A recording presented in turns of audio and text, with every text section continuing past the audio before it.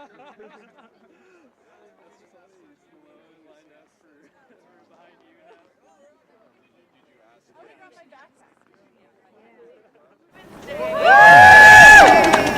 here with our Women's and Gender Studies class 240 to throw this event and rally, and we're just going to introduce some of our speakers. We've got 8 of them, and the first that we have is she is a longtime member and acting president of the Canada Valley League of Women Voters. Thank you. I just want to say a few words about the League of Women Voters. It was formed 92 years ago, so 8 years celebrating our 100th anniversary. And it arose out of the suffrage movement and the shock of World War I. And Carrie Catt, who was the founder of the organization, felt it was important to have a non-partisan civic organization that could provide education and experience the public needed to assure the success of democracy, help people learn how to participate in their democracy. So 6 months before the 19th Amendment, the League of Women Voters was formed. There are 6 leagues in Alaska. The Canada Valley League will be celebrating their 50th anniversary soon. And then, of course, there's State League and National League. League is nonpartisan, but it is political, and it's an organization of women and men. But it kind of can't change its name, because then someone else will take its name and its reputation. So it never supports political parties or candidates, but it does study issues, develop consensus positions, and actively work to support those positions, and has done a lot over the past 92 years to improve educational conditions, working conditions, the environment, communities, and in many ways get them involved in the democratic process. People know us most for registering voters, educating voters, and improving election processes.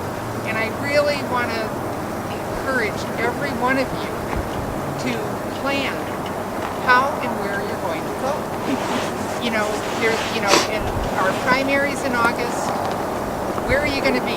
Fish camp, doing research up north, traveling. You plan your classes, you need to plan where and when you're going to vote. There's no excuse in the United States of America not to vote. We were right, we should exercise it. 5% of people voted in the Virginia primary. I'm sorry, that's not a democracy.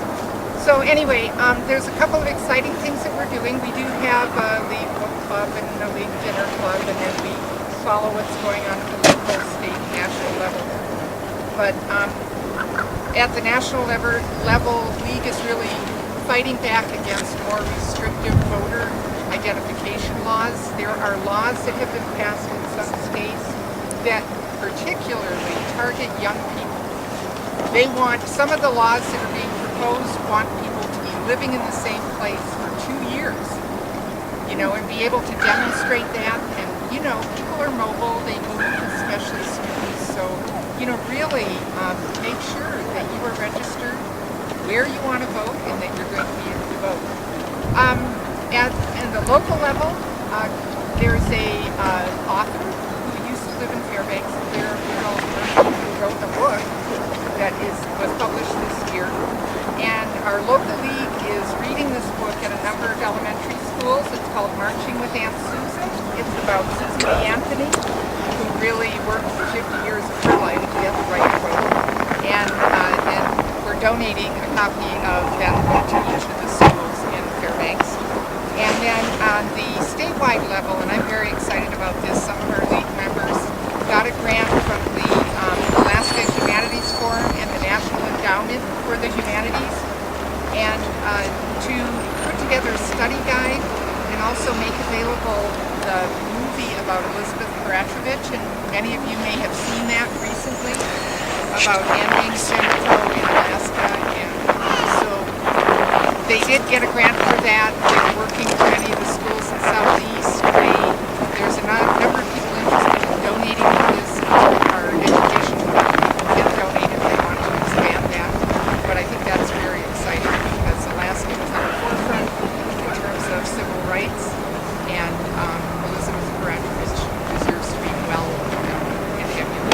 So, we welcome men and women in our membership and in our activities. Remember to plan to vote to straw poll, fair, and just be aware of the issues that might affect you and our community and nation. Thank you. Speaking of getting involved, it seems one might find somewhat suspicious that I'm celebrating Women's Day, but I'm not a man, but I'm excuse me, I'm a man. I'm not a woman, but I'm still celebrating Women's Day just because I believe in social equality. Yeah, definitely. And I'm not an activist, but I am here to celebrate International Women's Day.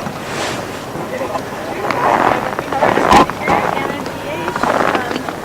I'm sorry, we revise the red team.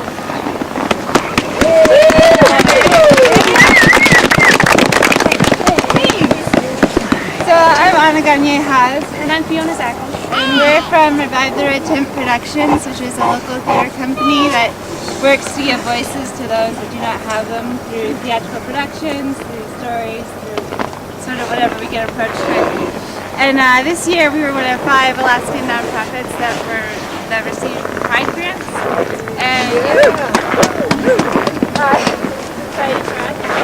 Pride Foundation is an awesome foundation. And they give scholarships and they give grants and they look up online. You might be able to use them if they want to have an Alaskan presence. And being sure as God made little green apples. And we've been working really hard on it, and we have to thank Fairbanks for giving the courage to these women to come out and do shows. Without the amazing team we have here, yeah, and thanks for coming up to International Women's Day. Come on, that's all we got. Thank you. This is very awesome. Speaking of what's up, busting in anybody else's parade here, but we want to tell everybody that the Vagina Monologues will be showing on the 13th, 14th, and 15th of April. And if you have an appetite for things human as opposed to things inhuman in the form of I don't know, Less about cannibalism than you thought. social segregation or anything like that, go ahead and check them out. I haven't really heard very much about them, but yeah, I saw them from my dad's shoulder once. And it was pretty informative. I've heard good things about them. I haven't seen it, but I definitely get to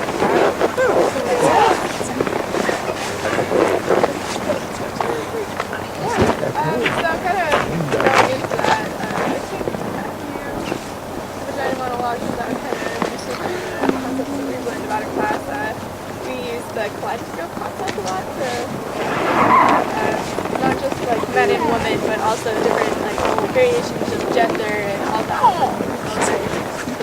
Especially since, I don't know, I guess one of the high points we learned in our class is that gender is socially constructed. I believe in Native American societies, their first contact, when they were first being discovered as people, many of those societies had no gender. So that's one of the things we learned about. That there's many other aspects through which, or by which we view other people, by their status, by how they dress, how large or small they are, what color skin they have. Anyway, we view people simultaneously, or we attempt to view people as a combination of these factors as opposed to one of them. We label people in terms of binary systems, thinking of women and men as opposites, just making strict opposites where obviously I'm here, I'm not being exactly heteronormative. So,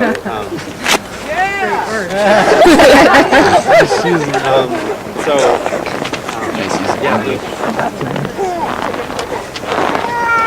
apply them to social equity in general.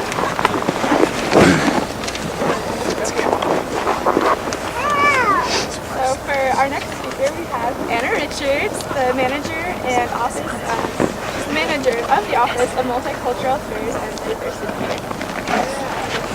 Woo! Last semester I was fortunate to take a class, the Women and Gender class from Kate's Kate Sunwood, and I learned so much. I come from Panama, and I never knew the history of women, and I was so impressed how far ago this movement has started, and how much work we still have to do.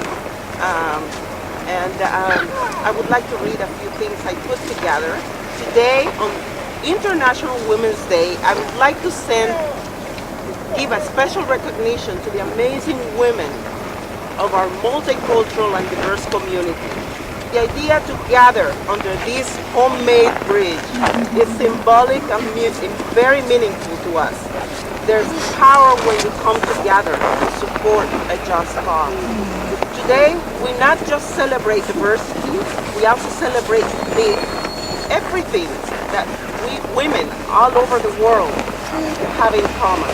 According to recorded documents, the women's suffrage movement dates back in the late 1700s and expanded throughout the world in a strategic way around the 1800s. It was a joint effort then, and it continues to be a joint effort now. It is unbelievable that we're still fighting for equality in the 21st century. Yeah. We have made some strides in the US and some parts of Europe. However, there are parts of the world where the rights that we now enjoy are not achieved. It is our duty to learn more about the women's movement and do something about it. Change is not easy. Many women lost their lives advocating for equality. What kind of efforts are we making now? Thanks, Dr. Sunwood, and thanks to each one of you from this semester's Women and Gender Studies class for inspiring us to take action and to help raise awareness. On this International Women's Day, I urge our political figures, historians, lawmakers, media, and educational institutions to commit to gender equality and the empowerment of women. It is a fundamental human right and beneficial to all. The economic and educational stability depend on how well we treat each of our citizens or each member of our society. This year's theme is to empower rural women and end hunger and poverty. I was born and raised in Panama, where women are still denied opportunities and where domestic violence happens on a daily basis. It is important we not just wait for a special day like this to take a stand. Men and women together can change the world. I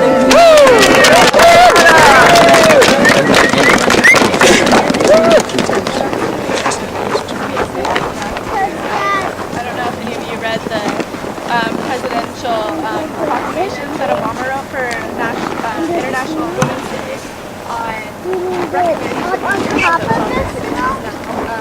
and to try and get out and empower women to get those higher, get into education and to have math, the math position, the science position, and get more equality in fields where there are less women, and that we are able to take those opportunities. And one thing that we sometimes don't realize is that if we don't contribute, if we don't help our communities, it doesn't matter how well we're doing, we're all hurting. We all hurt if we don't give to our community. So.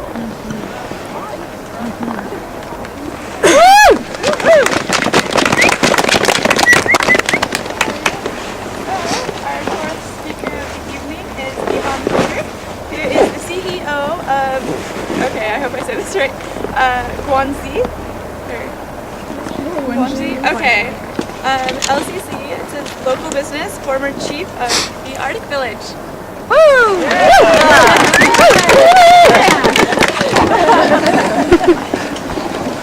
Night. Lindsay, Shoji Vampire, Oji, Oshrain the hot chocolate you welcome here in this land.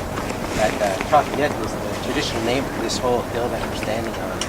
There's actually another movement going on to try to get this place officially named that, and there's people resisting that. It seems always when we're trying to work for something that helps to reclaim something of power and identity for people, there's always a resistance somewhere. And sometimes I don't even know that some people understand where it's coming from themselves. First of all, I really want to thank all of you for gathering together and for the invitation from the class and all the students for doing this. I think we can't underestimate the importance of coming together as people and getting to hear each other's voices and thinking and ideas and issues that are important to all of us.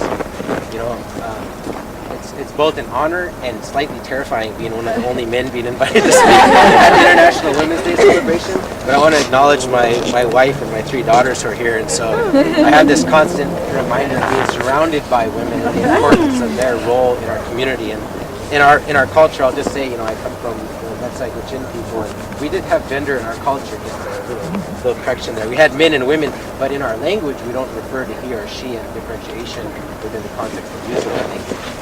I guess that was being specific.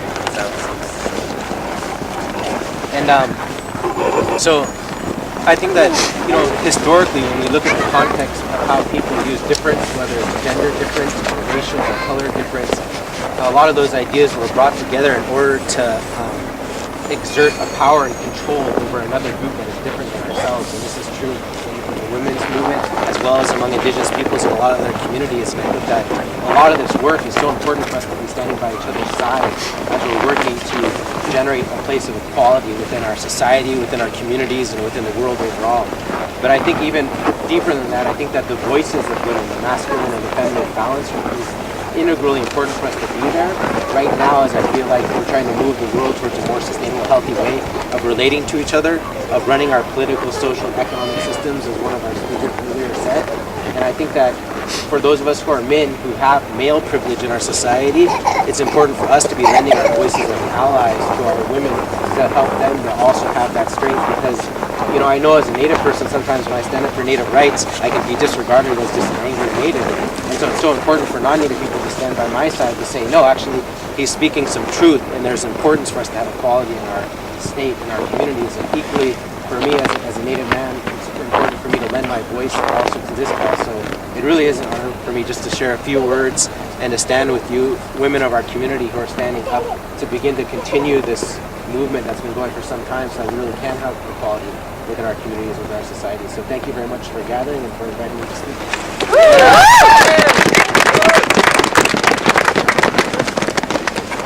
And speaking of male partnership with International Women's Day is not necessarily a standalone event. Some people were asking us as we paraded around campus, what about International Men's Day? Why don't we hear anything about that? Well, it's not as isolated an institution or male-specific institution as it might sound. As late as it was founded in 1999, it is nevertheless a day to celebrate the human virtue of men in terms of men working together for social justice, which would, in the strictest sense, be a perfect character of International Women's Day. Say both emphasize social virtue. Virtue safe, Our next speaker, Jennifer Eskridge from the Jewish congregation. It's intimidating to be a guy here, I can bet. Very intimidating to be speaking for all Jews. So, I'm going to go ahead and say that that's actually not the case. But today is international. I was asked to come and speak about how this is important to me as a Jewish woman and as part of the Jewish community. And that today we're looking at the lives of women worldwide. This is the day that we take to acknowledge accomplishments, to acknowledge places where we're still oppressed, and to consider the day a call of action. As a part of a Jewish community, International Jewish Women's Day is very important to me because Jews live everywhere. We're in every corner of the world, and in every corner of the world, we're pretty much a minority. And so in order for us to have a connection, to build relationships, we can't build based on our political states. We can't take a political stand. We can't build on a religious stand. We can't build on just a ethnicity. We have to build on a far more basic level. We have to build on a human. Okay? And so our history is filled with places where we connect in new communities and find that common ground. Interestingly, in addition to celebrating International Women's Day, we, as a Jewish community, are celebrating Purim beginning tonight. And it's a lucky coincidence, it's a serendipitous coincidence, because Purim is the celebration of two incredibly formidable women in our stories. One of them is a queen named Vashti, who had a king named Ahasuerus, who wanted her to come and like strut her stuff at the party, and she refuses him, and in doing so, in refusing to be merely ornamental, she gets dethroned. So, later comes another young woman named Esther, actually named Hadassah, but called Esther, and she's called Esther because it's important that she not reveal her Jewish background. And while it's a dangerous alliance that Esther makes with the king, it's a necessary one because later she will reveal her Jewish identity at the danger of risking her life, and as a result she will plead on behalf of the Jewish people who are at that time being targeted for genocide, and she will save them, all of them. And so Purim is when we acknowledge these strong women and what they do, and it just happens that it coincides with this event. Much of my personal history, much of my tradition, much of my faith history is also built on understanding the way women have worked throughout time to the benefit of others who don't necessarily share politics or religion or tradition. One of our stories is about the Egyptian midwives who risked death in order to defy the Pharaoh and not drown Jewish babies. There are hundreds of individuals, many women who rescued Jews during the Holocaust. In fact, this past week we just lost Tina Strobus. She was a Dutch woman, and she ended up living here in America at the end of her life in New York, but she saved hundreds of Jews during the Holocaust. We are proud of our part in civil liberties. Betty Friedan is the founder of the National Women's Political Caucus, and she's the author of The Feminine Mystique, which if you've not read yet, I'm sure she's going to make you. What I want you to know is that reaches all the way to here. Jessie Bloom is one of the first Jewish women. She may have been the first Jewish woman to live in Fairbanks. She started the first kindergarten here. She started the Girl Scouts here, but the really cool thing she did is she got here, and 7 years before the rest of the nation had won women's rights to vote, Jessie was working with a group of women here and got the right for women to vote right here in Alaska when it was still a territory. So we're proud of the way that we reached through and across all of these different areas. At the end of the day, what this day is about is freedom. There's a poetess, Emma Lazarus, who is famous for the lines that you read at the bottom of the Statue of Liberty, the New Colossus. And while those are valuable and important, an incredible piece of poetry that speaks about who we are as a nation and shapes a lot of what we think of ourselves as Americans, there's a dozen words that have found their way into almost every Passover celebration that I've ever attended in my life. And they are the words that mean the most to me, and that I work really hard to share with everybody in my world. And that is that until we all are free, none of us are free. And that's it. It's that simple.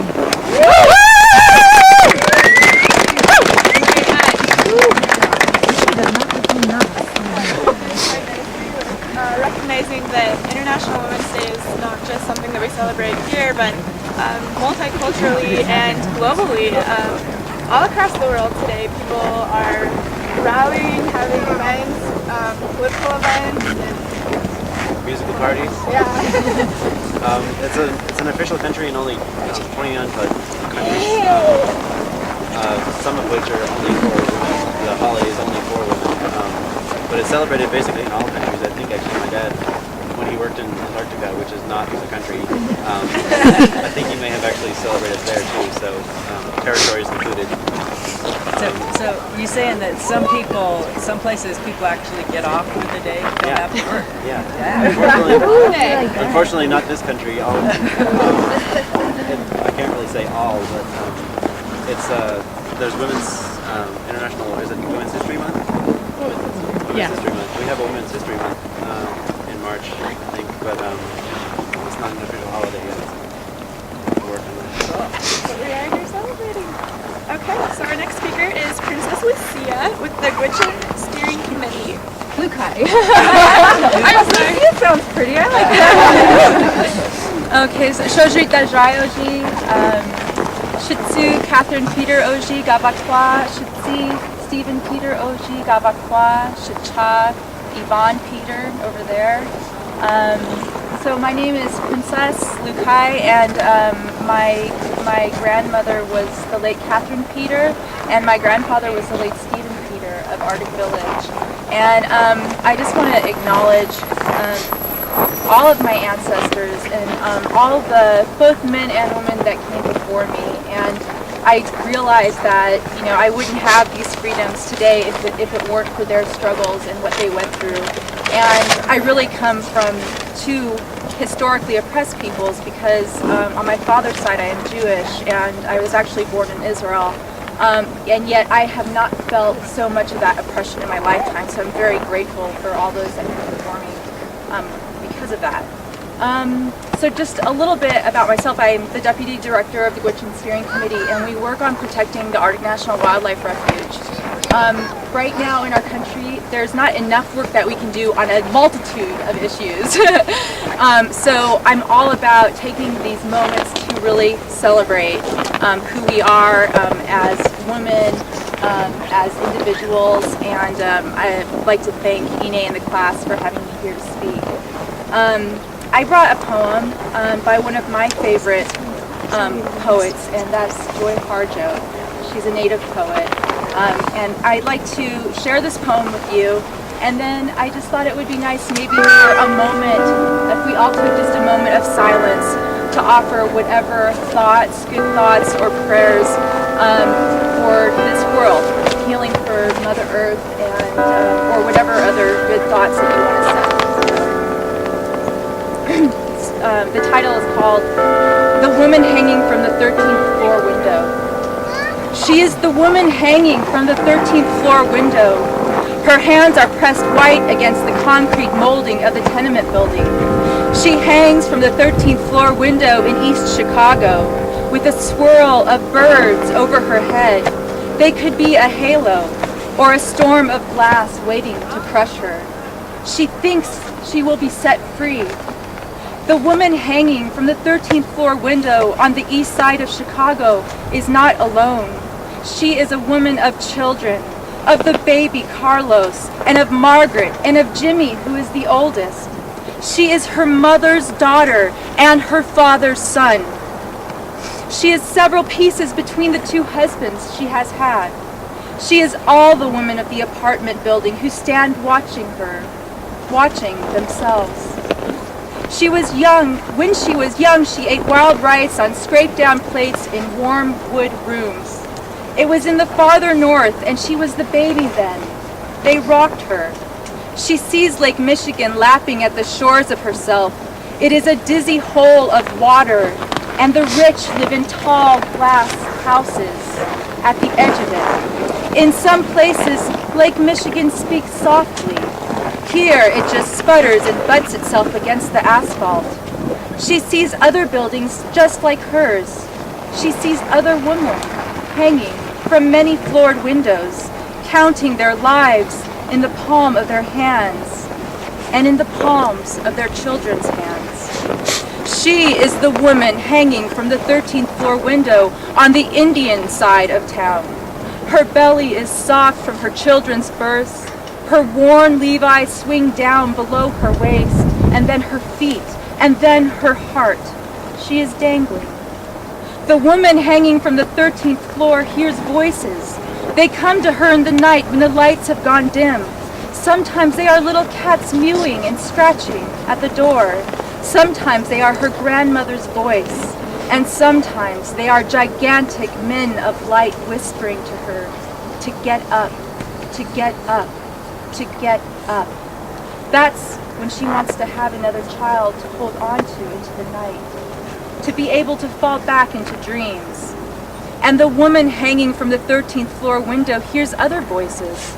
Some of them scream out from below for her to jump. They would push her over. Others cry softly from the sidewalks, pull their children up like flowers and gather them into their arms. They would help her, like themselves.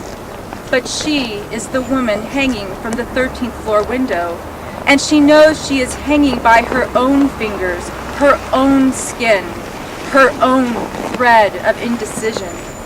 She thinks of Carlos, of Margaret, of Jimmy. She thinks of her father and of her mother. She thinks of all the women she has been, all the men. She thinks of the color of her skin and of Chicago streets and of waterfalls and pines. She thinks of moonlight nights and of cool spring storms. Her mind chatters like neon and north side bars. She thinks of the 4 a.m. loneliness that have folded her up like death, discordant, without logical and beautiful conclusion. Her teeth break off at the edges. She would speak. The woman hangs from the 13th floor window crying for the lost beauty of her own life. She sees the sun falling west over the gray plain of Chicago. She thinks she remembers listening to her own life break loose as she falls from the 13th floor window on the east side of Chicago, or as she climbs back up to reclaim herself again.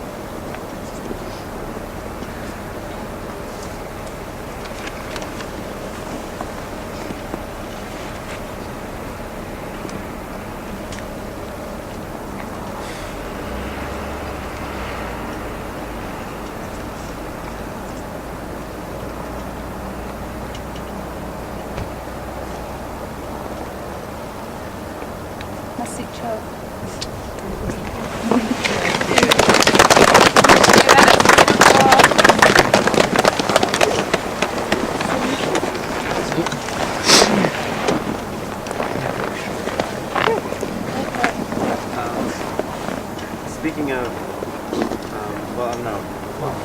for one thing, many people don't see the use in a celebration of the achievements of women. Like you're going to say, or like you have said, International Women's Day has come to represent a celebration of what women have achieved. The total good change.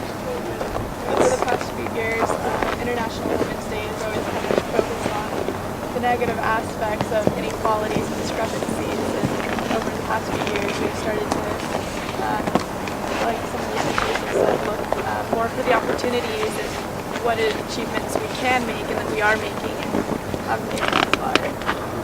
For instance, the Miss America pageant is no longer the biggest source of scholarship money for women. Unfortunately, however, the National Honor Society still expels pregnant memories. Really? And 60 to 80% of child custody following a divorce is still with women. So, now that we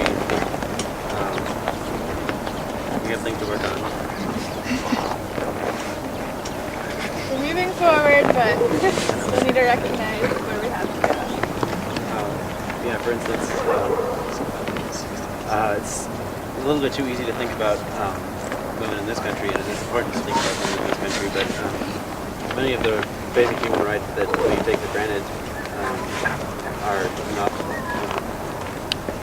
not present in other countries. For instance, women are often face the highest impact of environmental issues. They're often separated from rights and by archaic laws. There's bride burning in India. There's outdated certain,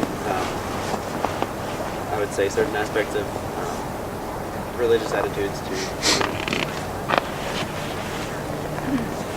this. You realize that the global impact is still quite covered. A lot of the rights that we have, it isn't the same globally. So, maybe reaching out to other communities. So our next speaker is going to be May Marsh, the Director of Equal Opportunity and Diversity at UAF.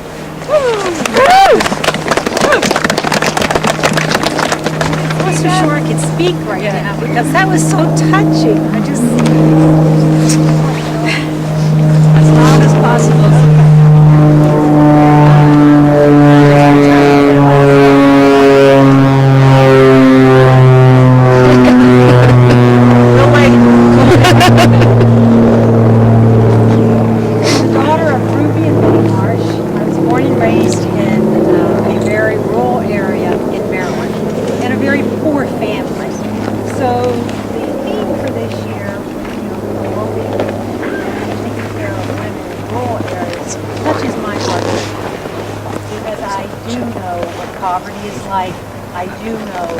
Struggle is like, and I do know how oppressed women are in those areas.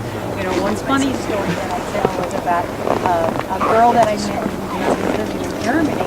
She was talking about, oh yeah, I've been to that area, and I got invited out on a date, and the guy took me to this house, and the men were downstairs playing cards, and the women, they had a vacuum cleaner salesman come in. That's what the women were doing. I'm like, yeah, that sounds like the place I was raised. I think we all go through cycles in our life.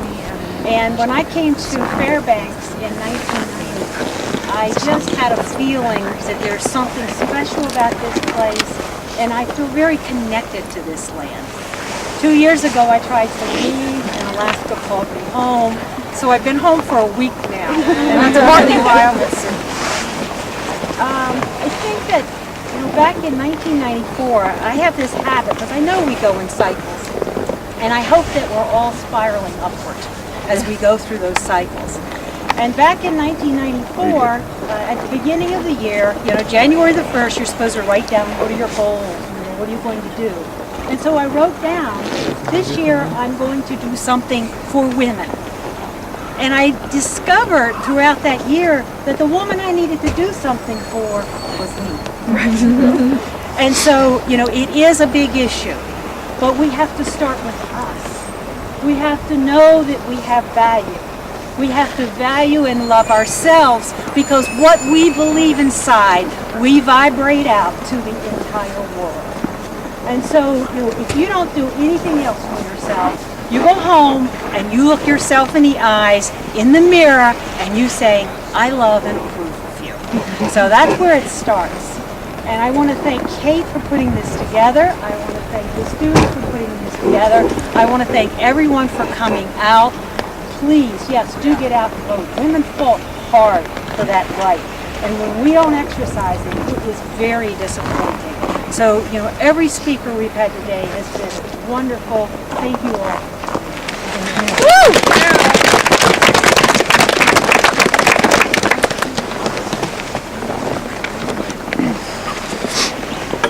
I'm going to just move on to our next speaker. We're running out of time here.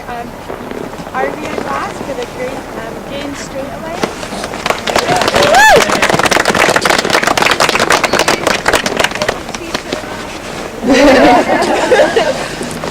I'm glad I'm last because I'm choosing right now.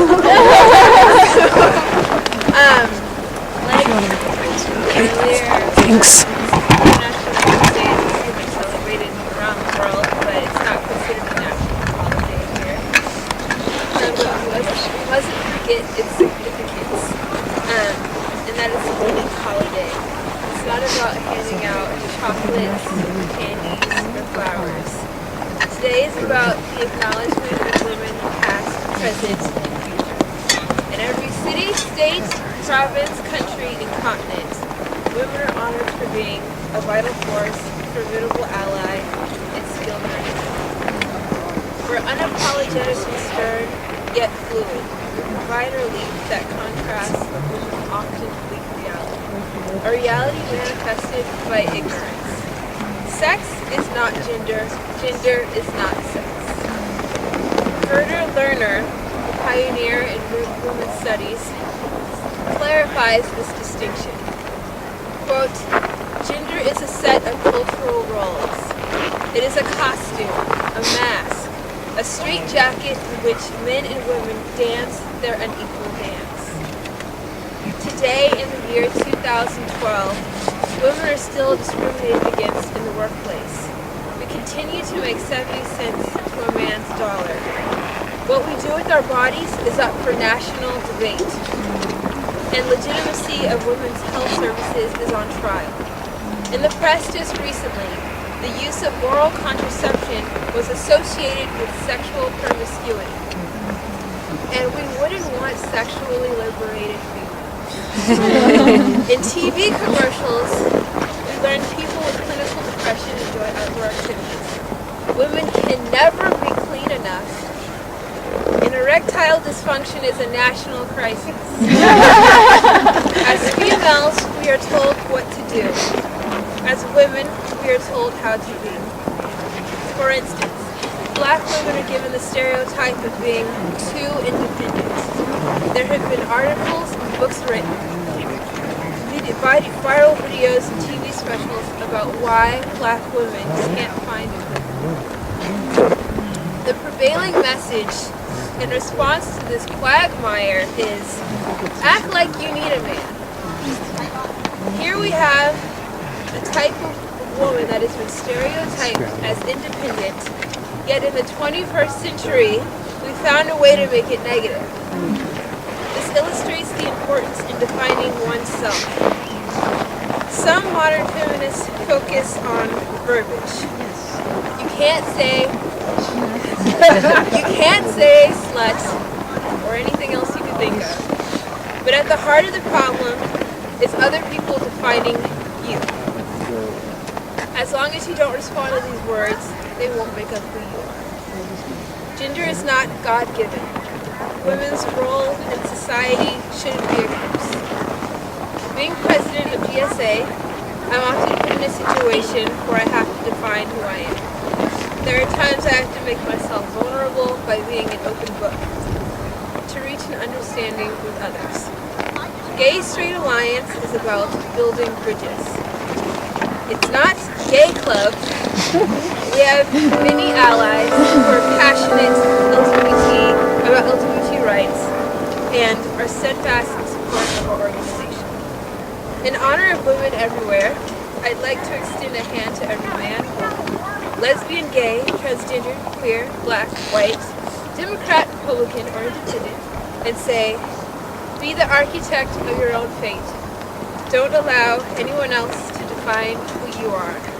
And if you need to educate yourself to figure that out, you're in the right place. Thank you, and happy International Women's Day. Every Friday from 4:30 to 5:30 in the Alumni Lounge. Well, thank you very much, everybody, and all of our wonderful speakers. And we're going over to Shiable to watch a movie. Yeah! That's Women's Day! Great day! Shiable Auditorium!